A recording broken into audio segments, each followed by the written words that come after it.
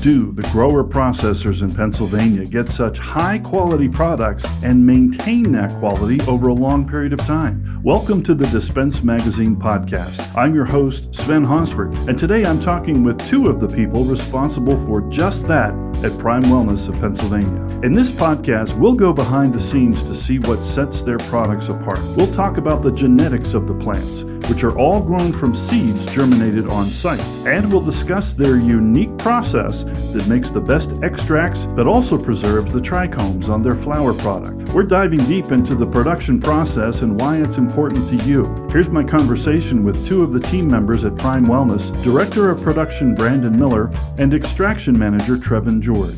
My first question was for Brandon. Can you tell us exactly what the Director of Production is responsible for? Kind of describe a little bit about what your day is like? Sure.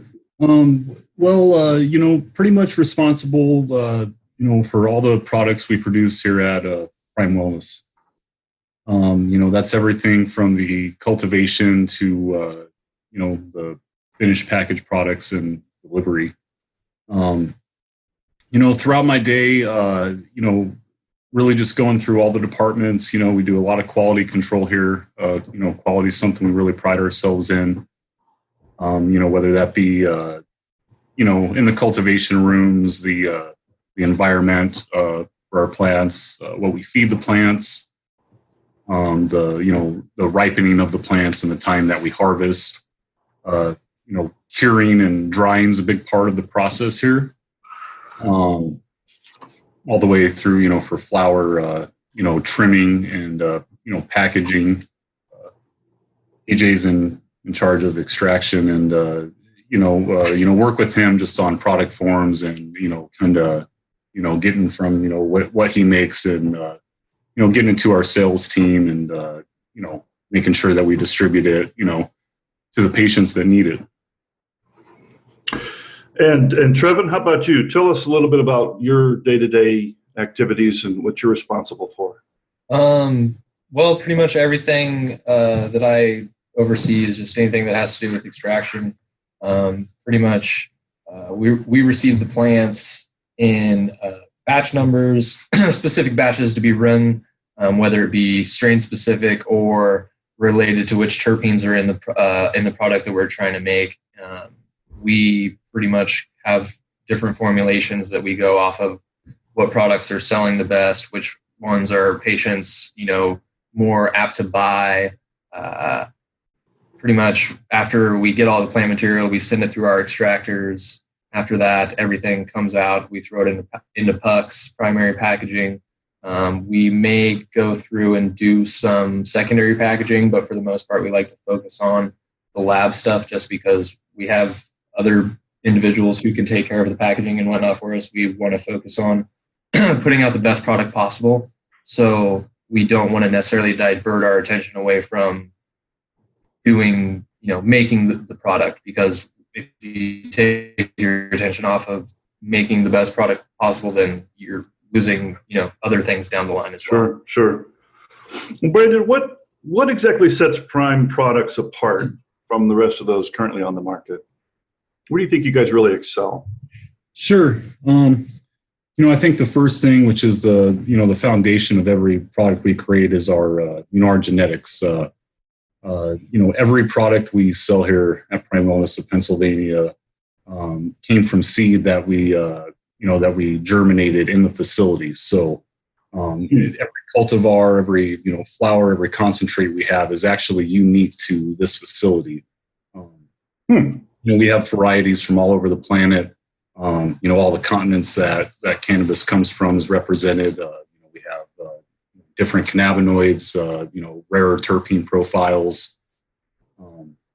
And to me, that's the sole thing that sets us apart. And the second thing, though, would be quality. I think many patients find when they purchase our flower that we take exceptional care in the product, not to disturb the trichomes, to trim it properly, to really give the patient their full value. Concentrates are the same. I personally look at every single batch that goes out, along with we generally have 5 or 6 eyes on every product that goes out as a quality check. That's something we really pride ourselves in. And I think, there's different, different patients want different things, but, for a lot of cannabis users, they want the highest end product that you bring into your body is the less you're bringing into your body, and you can get more out of the experience than, using more of a product that, maybe costs a little less and didn't quite have the care put into it. Yeah. So people are getting better results, even though if you guys are a little bit more money, they actually are getting better results from your product. Is that what you're saying? Yeah, absolutely. And, being able to use less, would actually, go longer. So, a product may actually last longer. Yeah. So in the long run, it actually is less expensive. Definitely. Cool.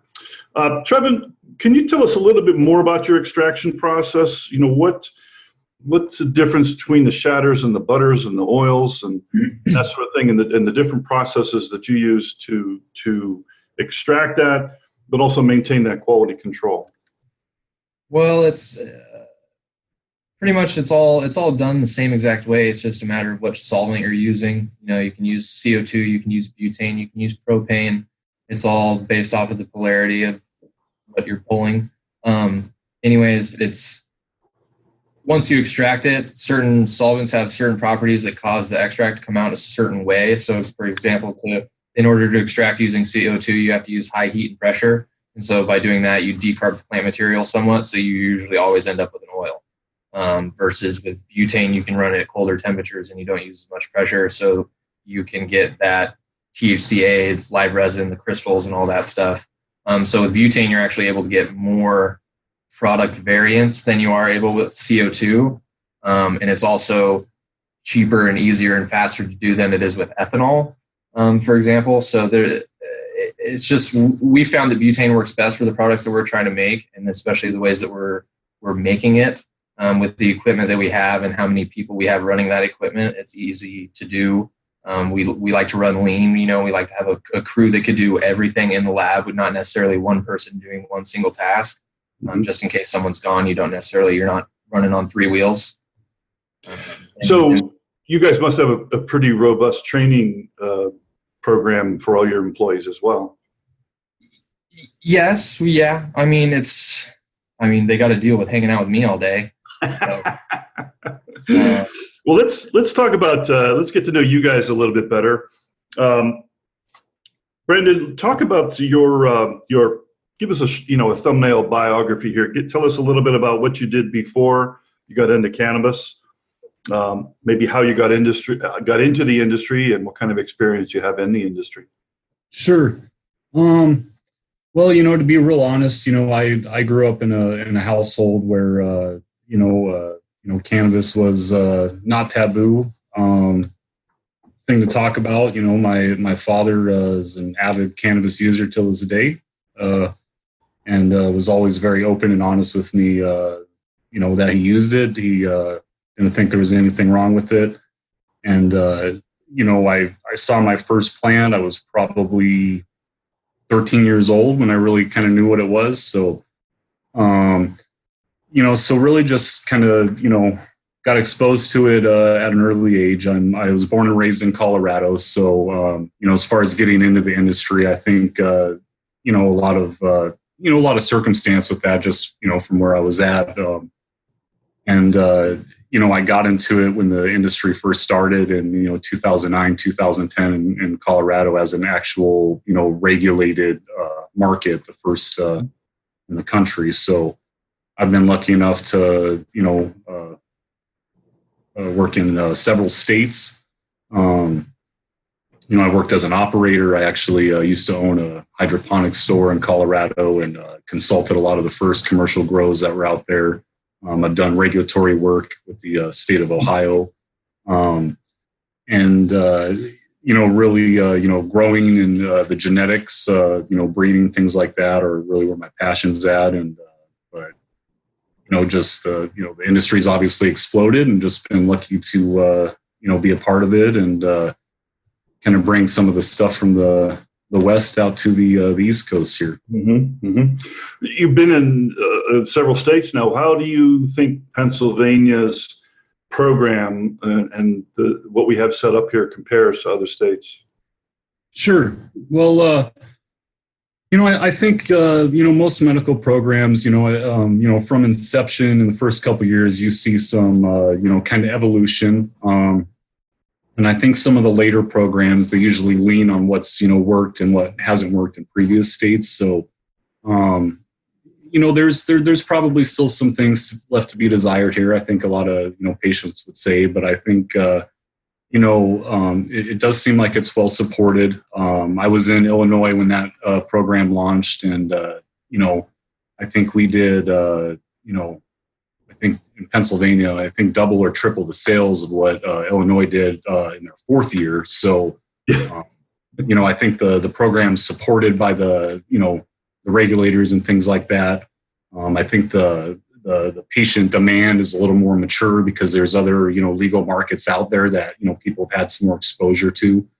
So I think in all it's pretty good. And there's some let's say Pennsylvania one day could be up to 5% of the cannabis market. So it's a very important market. And yeah, I think most people don't realize that Illinois is now in its fourth year, and from what I recently saw, they have about 50,000 patients, and Pennsylvania in the first year did close to 90,000 patients. Yeah, so, it's remarkable. Yeah. Well, let's turn back to Trevin. Let's learn a little bit more about you. The same question is, give us a short thumbnail sketch of your bio. Where'd you work before cannabis? How you got into the industry, and what kind of experience you have in the industry? How'd you become an extraction professional? Well, I grew up in Southern Oregon, and like Brandon, there's a lot of weed there. And when I was young, I was around it a lot. It's funny, my dad was my principal and superintendent, so he didn't really like the kids that I was hanging out with, but they sure taught me a lot about it. And sure enough, it ended up working out, because when I graduated school, it was one of my friends' uncles, who was a partner in a company, who needed someone to extract using CO2. And I had extracted using butane before on my own time, but had never heard of CO2 extraction as a process being used. And they took me out there, and they had a pretty good setup, and also a partnership with a lab that was actually manufacturing machines. So I was able to learn a lot more than just how to extract, but also how the machine operated, and how it functioned, and how to make it run better. And so we were also a toll processing facility out in Oregon, so we didn't process our own material. We processed other people's. And there's a lot of material in Oregon to process, so I got to learn how to actually produce on a scale that is large enough that I could really go to other places and actually keep up with the production levels that they're needing. We had 8 extractors back in Oregon in 3 different facilities. So one extractor in one facility sounds pretty nice from where I was sitting back there. So that's how I ended up in Pennsylvania. There's a lot of people that grow weed in Oregon and not a lot of people that grow weed in Pennsylvania. So I figured there's just more opportunity out here if you can get into it. Yeah. So. Yeah. And how do you, this is kind of a loaded question, how do you guys like working for Prime? Is it a good employer? Oh, yeah. Oh, it's great. Yeah, 100%. Yeah, everybody I've talked to actually in your company is pretty cheerful and pretty enthusiastic about what they're doing, seems like. Yeah, we're blessed. Prime's, we have great people. I think the strategy here has always been to have great people, all the way up to our parent company, Acreage Holdings. It's a lot of all-stars, and from the top down, I think a big our culture here is to put a lot of our resources into the personnel, and I think it really shows. And I think our entire company is just it's really nice to work for a company like that, because having worked in Colorado, and I know it's the same in Oregon. It's not always like that in this industry, because it is so attractive for a lot of people to work in. It's you don't get that answer with every company. It's not just, blowing smoke, pun intended. Right. Well, you guys have wellness right in the name of your company here for Pennsylvania. So, I mean, you really are focused on the medical side of it and not so much looking to the future of the recreational, or what's the attitude around that? Yeah, right now the medical market in Pennsylvania is the one that is booming. It's unlike any other medical market that I've ever seen. In what ways? In a way that, so in Oregon, there's card holders, and those card holders have a certain amount of plants. They can, so they find a grower, that grower grows a certain amount of plants, and then they ask that grower for however much weed they want. And then they get it. There's no, you can pay the grower, but you don't really need to. The market out here more follows the recreational market of other states. So there's card holders, yes, but you still go to a dispensary to buy your weed. And that dispensary still has products from multiple other companies rather than just a single grower who's growing for that specific patient. Yeah. It's interesting in that way that it still mimics a recreational market, but it's still medical. It's unique. Yeah, a lot of the first medical markets, as he's speaking to, just didn't have a regulated store for a patient to purchase. It really gave them the right to cultivate, the right to possess, the right to use. In Pennsylvania, it's patients don't have that. It all started in the store. And I think one thing I would just say is that if you look at purchasing habits in adult use markets versus medical markets, they're not a lot different sometimes. And even in adult use markets, people can get products that are more for quote unquote medical or wellness. I think cannabis is obviously a more for lack of a better word, a holistic medicine. It's not a Western medicine hospital lab coat product. I think there's a lot of crossovers with the novelties, the naming, and the things of it that, there's really no defined line between, what is medical and what is, adult use. We live in a society where, everybody uses caffeine and sugar and all these other substances that alter your mind. So, for me personally, it's very crossover, and I'd say for Prime Wellness, though, we're definitely, we are focused right now as a wellness company, and, it's hard to speak about the future until we get there. Trevin, why don't you get into a little more detail here? Tell us about some of the different forms of concentrates. Give me a definition of live and dry concentrates. It's whether or not it's a live concentrate is one that was pulled down and the plant hasn't been dried yet. So you quote unquote fresh frozen. You pull it down fresh and then you freeze it right away. And the reason that you freeze it is because it doesn't allow the material to degrade. It makes sure those trichomes stay in their, how they are when they're growing on the plant, pretty much keeps all the terpenes and stuff preserved.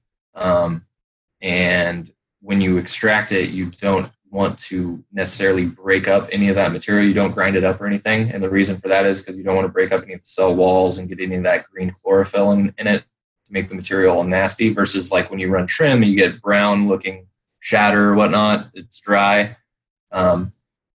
That's the only difference between that is just the color and the tannins and all the other stuff that's coming out of the plant after you've degraded it through time when you dry it out and stuff. And that's not to say that dry material isn't as good as live material. It's all preference.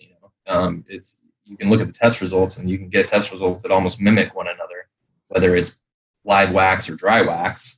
It's just color preference, and what if people want live resin, that's just you take the live material, you can do it with dry material, you just won't get as big of diamonds, and you put it in a jar and it's like making rock candy. You pretty much just slow down the evaporation rate, and that causes a super saturated solution to become a really, really, really super saturated solution, so that what's in that solution has nowhere to go except for to form a crystal. And that crystal is 100% pure THC. That's why it's like that. But it's pretty much, the extraction process doesn't change. It's just what you do with it afterwards, if you can understand what I'm saying. One of the things I read in the article you have in our current issue is about the THCA diamonds and the terpene packed sauce. First of all, can you give us a couple definitions there, what those are? Yeah, THCA diamonds are it's THCA, so it still has that carboxyl group on it. It hasn't been decarbed yet, and so it's able to be in that crystal form. If THC without the A, without that carboxyl group, is an oil. So that's the difference between the two. Okay. And the terpenes, the sauce, that is literally just terpenes are also a solvent. So like limonene and pine sol, it's the same limonene and everything. So those terpenes, when they evaporate as well, they also are part of that supersaturated solution. And so when all of the butane is finally expelled, what's left over is those terpenes in that liquid state, because all of the cannabinoids have crystallized and crashed out of it. So they're no longer mixed. They're no longer one, but they're separate from one another. And there's a phrase in here that this helps patients titrate dosage. Can you explain what that means? So that's just, you have a variance of diamonds in sauce, right? So THCA is THCA. It's just THC. It's going to give you the same type of high, but you add those terpenes to it, and it will give you a different entourage effect. And that entourage effect is what's going to mitigate your experience. And so, when you smoke wax, you can't necessarily separate the THC from the terpenes. They're mixed together. So, well, Brendon, let's talk a little bit more about how you maintain the highest quality plants. Tell us some more about the lineage, how they're grown, how they're dried, a little more detail about the process you guys have to make the best quality products. Sure. As spoken earlier, genetic selection's, really important. Did you guys travel all over the world and find those seeds? I won't go that far, but I'll say the world has been traveled to get a lot of the seeds we have. Some of the seeds we have were brought back by people in our organization. Absolutely. But is there an advantage from starting from seeds over cuttings or? Yeah, there is. The biggest one is we are we're a pesticide-free facility. It's something we're very proud of, and a big part of that is that we did start from seeds. So when you start from seed, you're starting with clean plant material. A lot of clones. When you get clones from other gardens, there's pathogens and things that can lay dormant in the cells. Even if you think you have clean plant material, you may not. In certain applications, not ours, there can definitely be other benefits of starting from seed, for people growing hemp and outdoor and things like that. But for us, it was the ability to just select from a large group of plants. I've been, breeding for a long time, and, with, commercial cultivations, we've been able to look through much higher numbers of plants, to find, the superstars, so to speak. When it was, more of an underground industry and black market, being able to pop 1,000 seeds and find the best plant out of those seeds was a little more difficult than, when you have a large, legal regulated facility. So just that, just like if you're, picking your all-star basketball team, if you could pick out of 1,000 men versus 100, you're going to have a better team. So, that really starts from there. Wax content in plant material, the size and shape, the trichomes, the terpene contents, those are things that relate all the way to, when TJ, actually extracts the material. For plant care here, we're fairly large operation. We utilize, a lot of automation. But a big, thing that I'm big on is, everybody, putting their eyes and hands on every single plant every day. And, what we feed the plants every day, is based on data that we take every day. So, I think that's a big thing is, just, quality control and actually putting hands and eyes on everything, not relying too much on automation. as far as, how we, cultivate the plants. And one big thing that makes You guys do anything unique in the drying process? Hopefully not unique, but but we definitely, do a lot of time and care. Yeah, with exactly with curing. And curing really just comes down to, when you pull the plant material, there's excess, sugars and starches, that are actually in the plant material. And when it is, vaporized, that can, kind of diminish the taste. To really get the full flavor of the terpenes and the best experience, you don't want those in there. So that's achieved by drying it slowly, which allows the enzymes in the plant material to actually break down those excess starches. So it's very similar with cigars, tobacco, other products that are, consumed through smoking or vaporization. Brendon, if in Pennsylvania, the law says that people must vape their dry flower as opposed to smoking it. From a medicinal point of view, can you describe the differences? Yeah, I think some of that would be a little subjective. To be real honest, I don't think there's a lot of real data, scientific research on what the difference is. And I can say for the experience, it's cooler. So the taste, is going to be different. It's probably going to be better. It is probably going to be healthier on your lungs. That's a tough, regulation. It's obviously not easy to enforce. Just like with extraction, and TJ talking about the different terpenes, different terpenes really, I guess, combust or vaporize at different temperatures. So, you really have to be a chemist and a lawyer to really say whether someone's really, vaping or smoking. So it's kind of hard to really define one or the other. Yeah, we haven't seen the smoking police out there yet, but yes. But I think it's just perceived as a little bit healthier of a form. But I can also tell you from a use perspective, it does seem to, I do think the psychoactive effects are a little bit more minimalized with vaping. And, again, there's not a lot of research, but, what we do know about terpenes, about myrcene is that it actually opens the blood-brain barrier and allows, more THC to enter your brain faster, which, really perceives to the patient a more intense psychoactive effect. So, it's very possible, but there's not a lot known.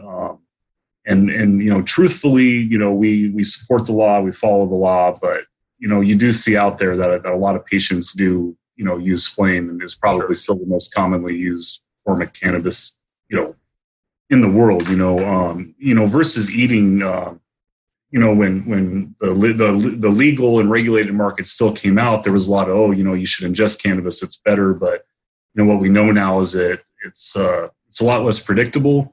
When you vaporize, the peak intensity of any effects is going to be over in about 30 minutes, and effects are pretty much going to be totally over in 2 hours. And with ingestion, it's much less predictable, can last a lot longer. The peak can last a lot longer, and depending on what you ingest it with, the liver actually can change the type of cannabinoids that are in your bloodstream. They can be very psychoactive because they enter the brain so fast, and that's just a loaded question. I think it's a great conversation, but a lot left to. Yeah.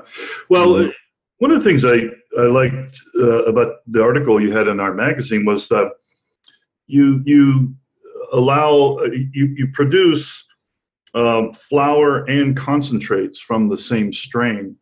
Trevin, can you talk about what the advantages are for patients to be able to test both?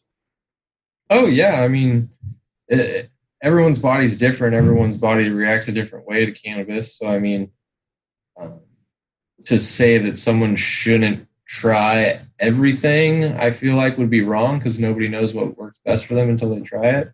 Being able to have the flower and the extract form right in front of you is just an added benefit, just because, if that flower works, but you got to keep coming back to it every day, 4 times a day, and that really bugs you, maybe just one one use of the extract might work for you, and if the same exact flower works for you every single time that you purchase it, then possibly it might be the same way with the extract.